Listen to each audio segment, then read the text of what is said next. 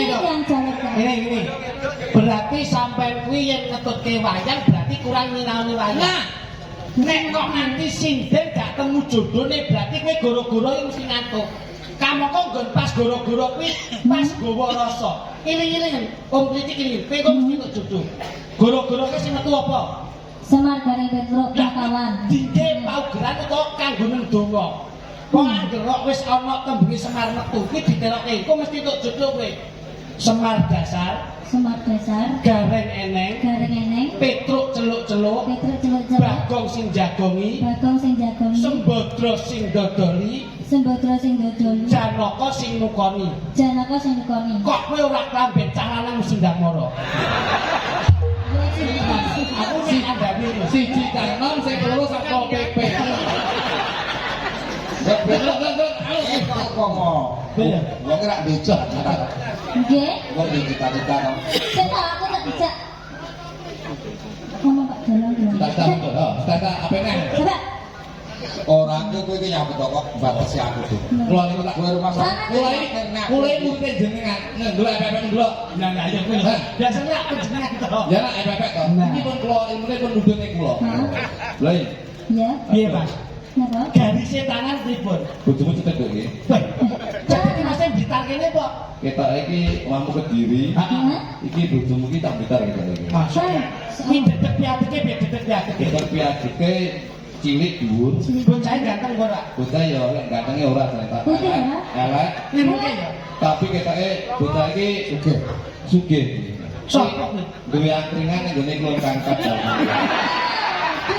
Wah, rupamu cindil iki lho. Ora, iki gak Ini pun Pak. S1 nunggu S2. Jadi ilmu itu adalah cahaya bagi hati nurani, kebuduan tanda kematian sing ngolah dalam belajar merasakan pahitnya kehidupan. Wong wedok ki ayune mergo saka pintere. Leres, Pak. Kowe mau milih bojo itu sendiri. Wis rasa golek ganteng, elek kok ongkrok ngene lho. Lah menurut jenengan iku pripun Pak Dalang? Pilihanmu sing piye wong bakal kebu. Bakal kebu. Ada bakal tebu. Kowe lek bakal tebu, mek digiling kok bedino. Anu itu radio karo dalang wae. Dalang lah cilaka isine mek. Oh. Wis lho, cilaka. Pilihanmu sendiri Apa pilihanmu? dari hatimu. Nek kula niku asli niku saestu nggih Pak Ya Dalang. ya ya, pengen Kula niku asli remen kalih panjenengan Pak Dalang. Nek dilihat-lihat iki Pak Dalang. Aja banter-banter ku gamelane kadol neh. Guru-guru kuwi gamelan entek sak lagu. Seko Mas, lho Pak Dalang tak sing gondro niku. Piyayine gagah, biasa, halus. Cocok buat digital. Cocok piye biasa murate dhuwur lho.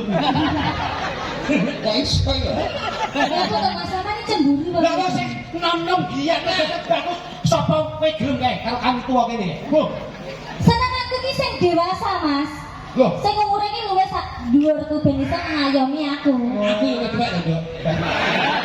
Sorry Mas, pikiranku tetep tak sing gondrong. Lho, lek ditu karo langsung aku menang. Ngopo apa, Mas? Loh, aku ora ngomong. Ora apa-apa kemati lho, gak usah. Oh, dadi wong iki jeje lho. Wong iki aneh lho. Perbalan iki Iki sing nom sing bimbing ini karo wong sing kene kok lagu 25 karo 52. Nggih, nggih. Ngono iki iso lho kedanan aku. 25 oleh 69 Itu kan jadi muatan aku sing ora ngaten lek. Coba saiki ngatur kembang sik. Iki pramen Siap, bisane cobi. balura. Biasanya klasik penak iki.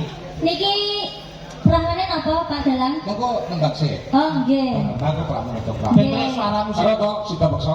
Oh, nggih, siap. Jaga dadah sik. Oh, dicobi. Iya. Oke, oke. Lanjut. Berarti ini kuat Bapak bersihkan. jajan. Kawe tak gantung titik. Lanjut. Nanti panjenengan dalam. Terus aku tanpa opo. Apa leres panjenengan atur mekat? Dobra opo? Iki ben yo rol masamu. Nyapa to Mas Mono kok enggak seneng. Aku mek gumul kowe, mosok iki ayu, mosok kedalan karo iki.